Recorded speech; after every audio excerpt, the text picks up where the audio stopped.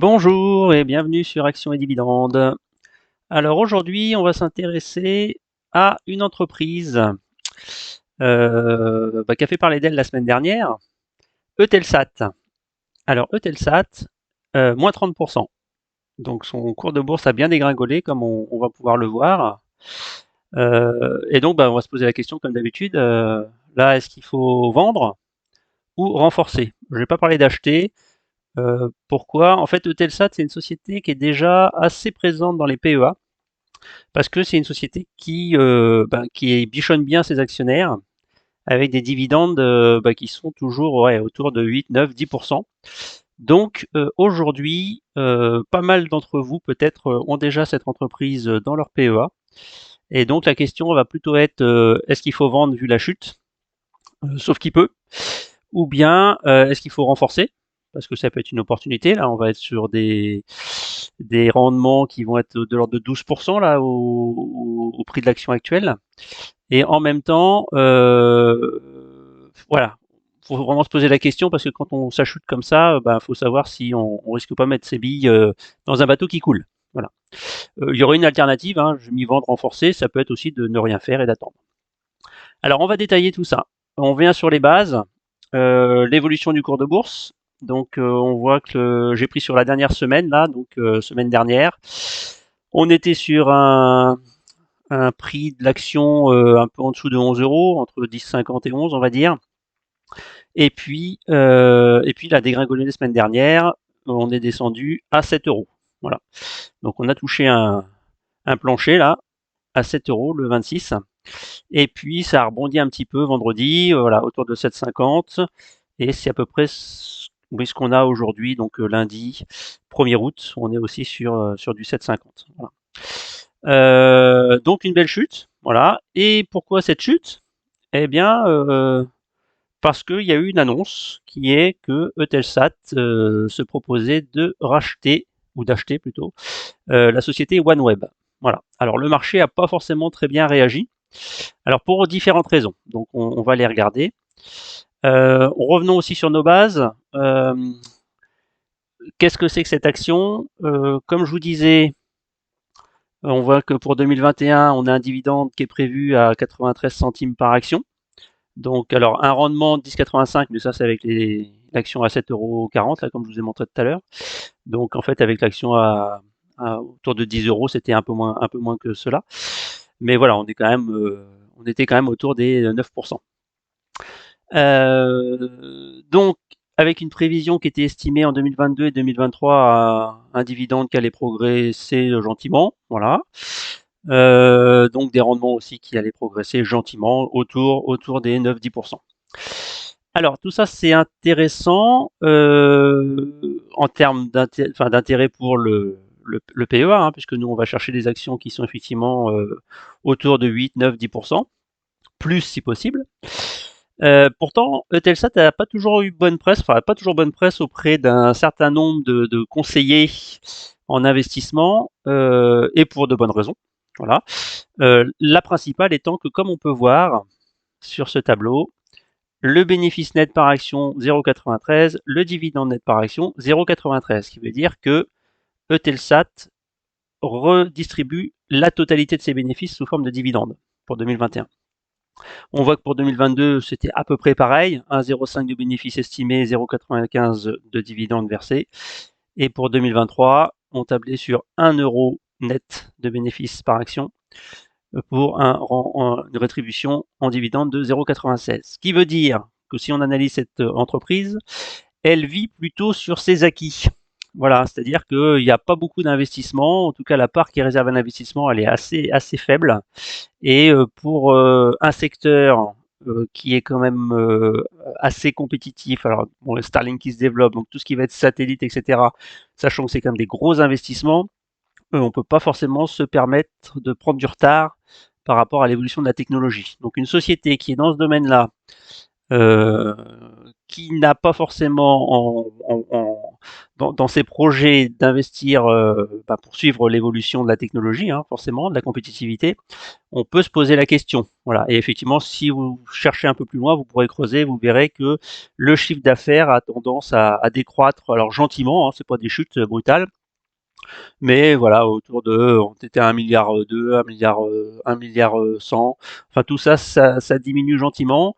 Et au final, une société dont le chiffre d'affaires a tendance plutôt à décroître, c'est pas une entreprise qui va conquérir des parts de marché. Voilà. Alors, c'est ce qui a longtemps été reproché à Eutelsat. Et il fallait que ça change, forcément. Donc, beaucoup de petits porteurs là sont rentrés donc par grâce au PEA sur cette entreprise pour son dividende assez intéressant, mais tout en sachant qu'il y avait quand même un petit problème de pérennité par rapport au fait que c'est une société qui est voilà, plutôt à vivre de ses acquis plutôt que d'investir, et ça c'est embêtant quand on va investir un peu sur le long terme. Donc ça a changé, puisque Eutelsat décide d'acheter OneWeb, et dans cette perspective, évidemment, on va s'apercevoir qu'elle va chercher finalement à l'extérieur un moyen de développer son activité, notamment en fait par l'acquisition des satellites et le développement des satellites dont elle a besoin, puisqu'elle c'est une prestataire de service hein, quelque part, puisque c'est elle qui fournit un peu toutes les services autour du broadcast et de la diffusion grâce aux satellites. Alors voilà, prestataire de service qui deviendrait également du coup fabricant, voilà, ayant une flotte de satellites qui va se développer. Donc ça, c'est quand même assez intéressant. La petite contrepartie dans tout ça, c'est que les dividendes qui étaient estimés pour 2022-2023, eh bien, Eutelsat nous annonce, c'est fini, il n'y en aura pas en 2022-2023. Donc on aura bien, je crois que c'est au mois de novembre, les 93 centimes par action pour au titre des bénéfices là et des dividendes de 2021. Mais pour 2022 et 2023, on peut faire une croix dessus, il n'y aura pas de dividendes reversés. Donc panique chez un certain nombre d'investisseurs. Oh là là, on a investi, on attendait des bénéfices, des dividendes qu'on n'aura pas. Voilà. Donc, ça explique en partie la chute de l'action, pas que, parce qu'il y a aussi la manière dont le projet est vécu par le monde financier et puis tout ce qui est un peu en dessous. Donc c'est pas forcément encore très arrêté. Donc on va essayer de détailler tout cela.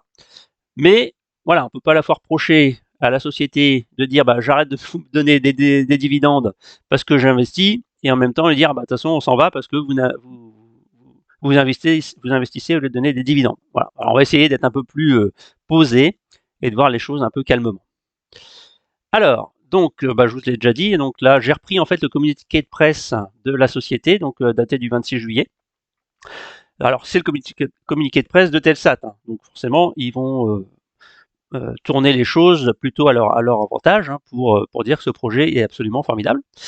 Donc, voilà, une avancée décisive, le rapprochement Eutelsat OneWeb pour la connectivité par satellite. Donc tout ça, c'est autour du marché des satellites, la connectivité, c'est-à-dire notamment tout ce qui va être Internet par satellite, et après toutes les utilisations des machines, des services, etc., qui se connectent, qui ont besoin d'une connexion là, voilà. Donc ça permettrait de couvrir une surface beaucoup plus importante que l'Internet actuel, on va dire, donc plus non satellitaire.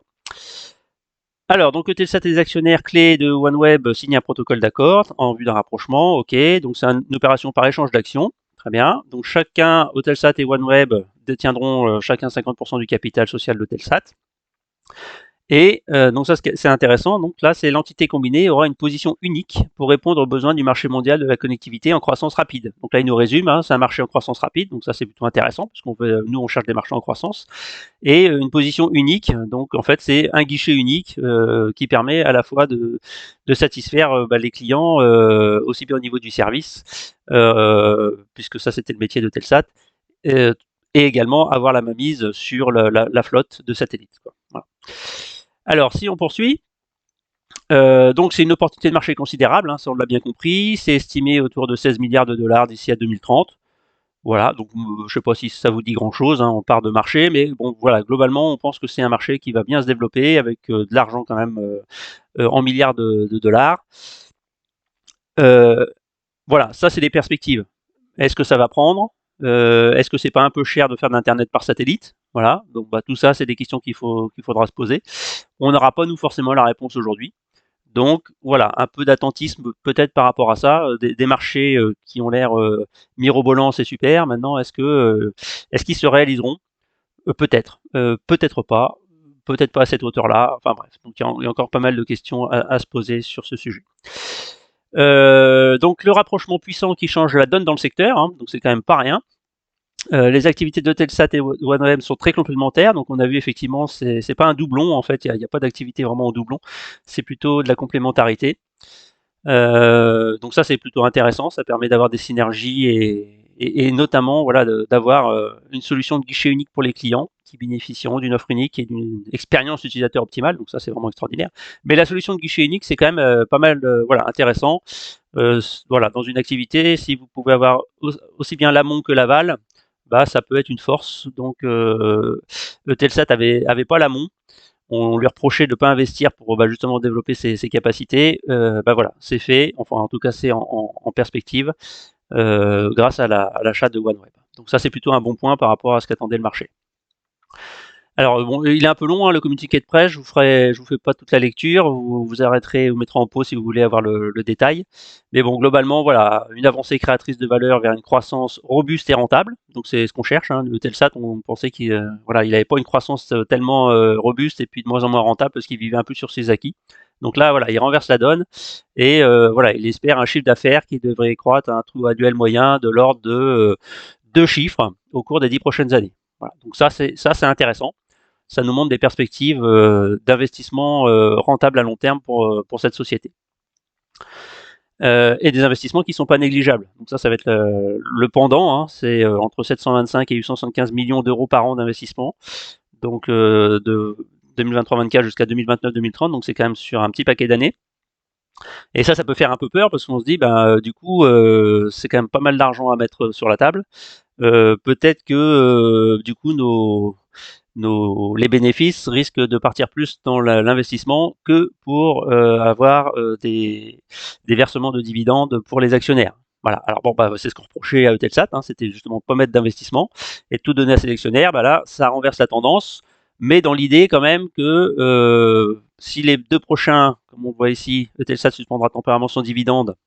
Voilà, les deux, alors pas le prochain, pardon, 2021. Enfin, ce qu'on va toucher en novembre 2022, ça y sera. Par contre, 2023-2024, effectivement, là, il n'y a pas de dividende, c'est reconfirmé ici. Néanmoins, voilà, on peut espérer que si on a un marché en développement et en croissance, peut-être qu'on pourrait jouer, si le dividende n'est pas tout à fait à la hauteur, bien que nous, investisseurs, c'est plutôt ça qu'on recherche dans le PEA, en tout cas sur actions et dividendes, pour mon cas, en fait là peut-être que ça pourrait être un moyen de finalement avoir investi à notre corps défendant dans une entreprise qui verra peut-être son cours de bourse progresser de manière intéressante si elle se développe à la hauteur des espérances, en tout cas de ce qu'elle affirme. Voilà. Donc finalement, c'est peut-être un moyen de récupérer nos billes un peu plus tard, même si là on va perdre en fait 2 années de dividendes. Alors faut relativiser. Si vous touchez un dividende, là, en général, on l'a acheté autour de 10 euros en prix de revient unitaire. Donc, si vous êtes à 10 euros, vous touchez 93 centimes, on va être sur du 9%. On avait espéré 9% sur les 3 années qui viennent, donc 9% chaque année. Hein. Donc là, peut-être que ça sera que 9%, puis 0%, 0%. Donc, ramener sur 3 ans, ça ferait du 3%. Alors, c'est pas ce qu'on cherche, mais en même temps, si on vend aujourd'hui, alors qu'on est à un PRU de 10 euros, à 7,50, on perd du capital. Donc, c'est pas ce qu'on recherche du tout non plus. Donc, l'idée, c'est peut-être de faire un peu le dos rond. Déjà 3% par an, c'est mieux que le livret A. Hein. Il est à 2%, enfin, il passe à 2% là aujourd'hui, d'ailleurs le 1er août. Donc, on sera quand même un peu au-dessus du PEA, voilà, du livret A. Donc voilà, c'est juste pour relativiser les choses et pas dire ça y est, c'est la fin, on s'est planté, il y a un gros problème. Non, non. Vous perdez pas votre capital, tant que vous n'avez pas vendu, vous n'avez rien perdu. Et vous avez quand même 3% de rendement pour les 3 prochaines années. Voilà. Donc, si, comme tout bon investisseur dans votre PEA, vous mettez pas tous vos billes sur la même société, vous aurez une petite baisse à cet endroit-là, mais à la limite, ça vous permet, si vous avez mieux performé sur d'autres secteurs, à 10% par exemple, voilà, de compenser, sachant que nous, on va être autour de 8%. Bon, rattraper un peu Delsat, sachant que voilà, c'est pour peut-être du long terme l'investissement finalement qui va se faire sur Eutelsat dans votre PEA. Alors les petites critiques qu'on peut trouver, donc bien sûr on a déjà vu là, ça fait pas mal d'investissements. Donc là, bah voilà, c'est ce qui est dit ici, hein, Romain Piardon, analyse chez Alpha Value. Ramener OneWeb à la rentabilité parce que c'est quand même une entreprise qui est pas forcément en super forme. Bon, l'intérêt c'est que du coup on peut la racheter. Voilà, moyennement.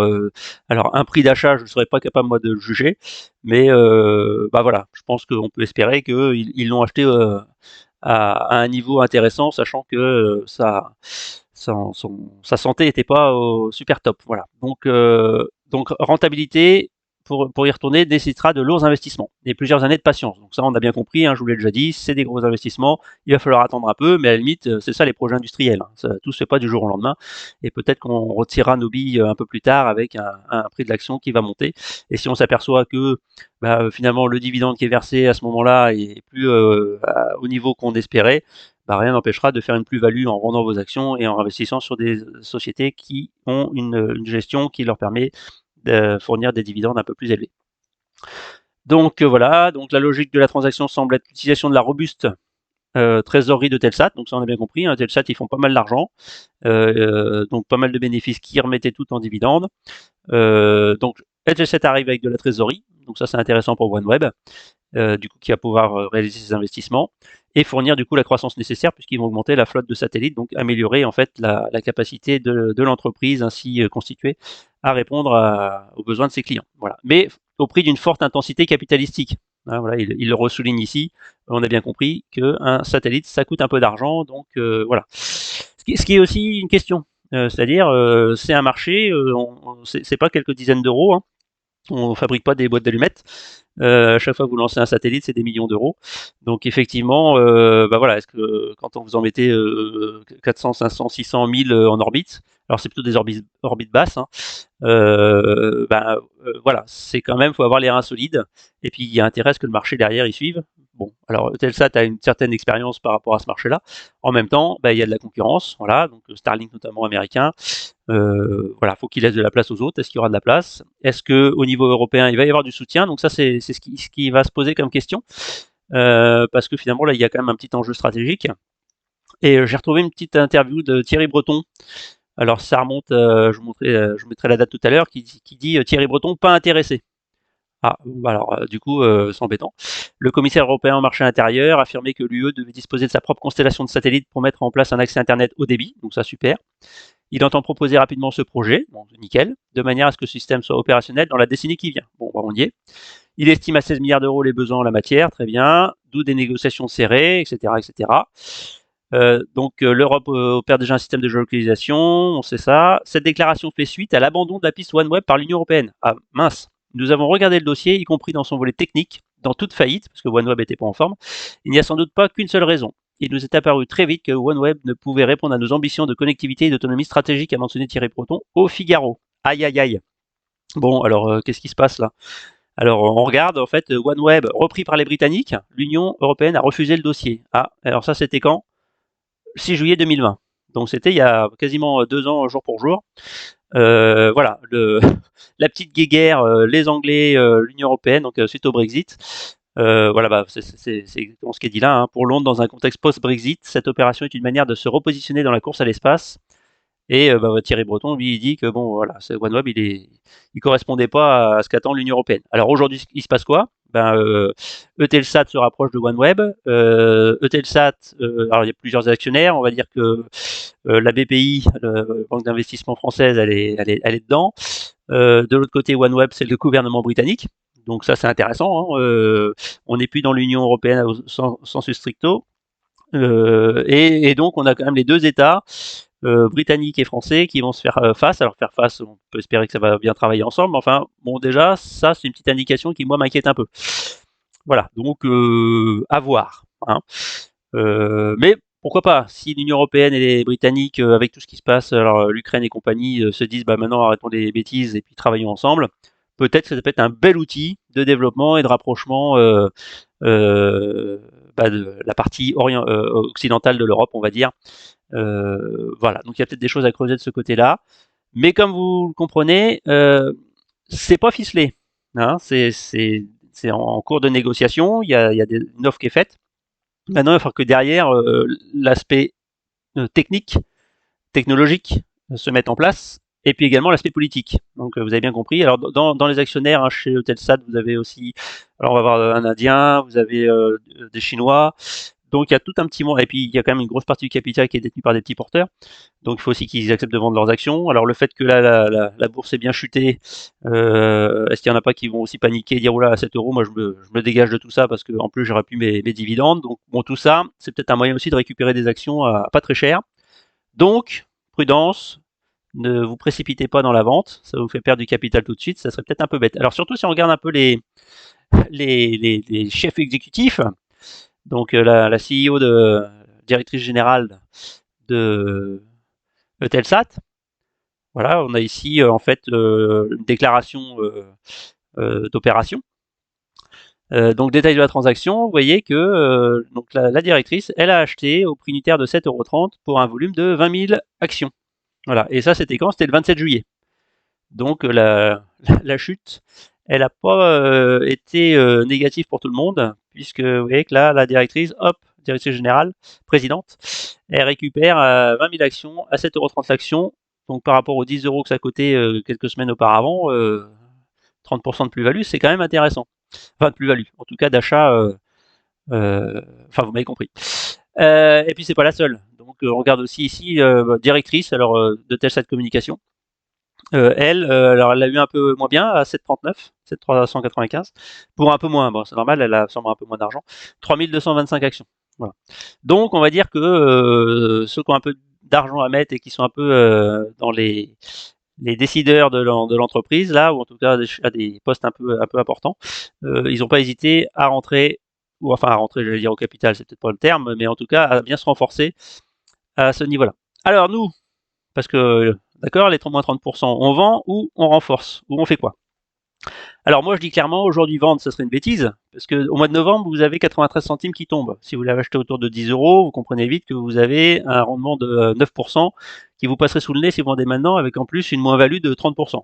Donc ça serait vraiment une balle à se mettre dans le pied, quoi. Alors il y a certains vous disent ah mais de toute façon c'était une entreprise qui valait pas grand chose, vous avez vu tous ces investissements ils partaient justement ils partaient pas tous ces bénéfices partaient pas à investir mais ils partaient dans les dividendes donc il fallait pas rentrer dans cette entreprise. Ouais. Bon, ça chacun fait ce qu'il veut.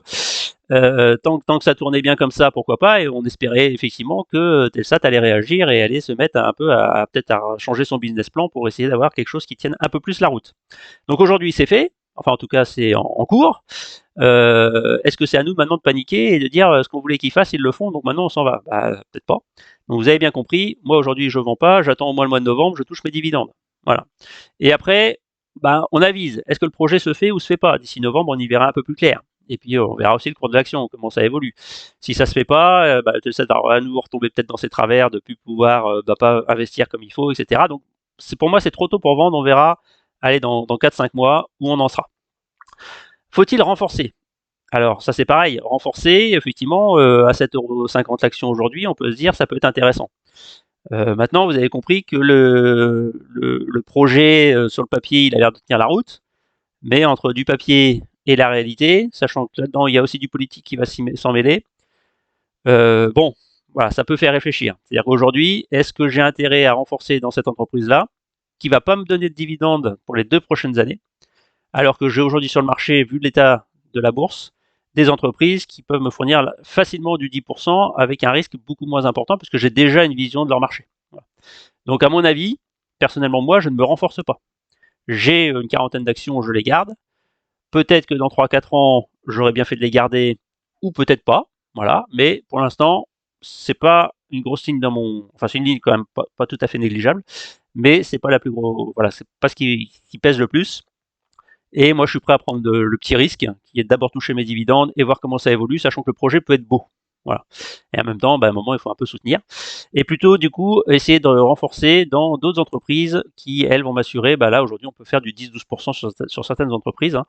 On verra au mois d'août, là, dans une prochaine vidéo, ce qu'on peut faire. Donc, voilà, c'est plutôt là-dedans qu'il faut aller, puisque la visibilité, elle est quand même beaucoup plus importante. Donc, vous avez compris, je ne vends pas, je ne renforce pas. On est plus dans l'attentisme, on attend nos dividendes, et puis on verra ce que ça donne dans quelques mois. Voilà. Eh bien écoutez, j'espère que cette vidéo vous a intéressé. Si c'est le cas, n'hésitez pas à vous abonner. Comme d'habitude, hein, je parle pour moi, c'est la manière dont moi j'investis et je décrypte le marché sur cette entreprise-là et ce projet-là en particulier. L'idée, c'est de se donner des coups de main. Voilà, si vous avez des idées, une autre vision, bah, c'est toujours bon de partager. Ça permet à tout le monde de progresser. Alors, je vous dis à très bientôt pour une prochaine vidéo et d'ici là, investissez bien. Salut!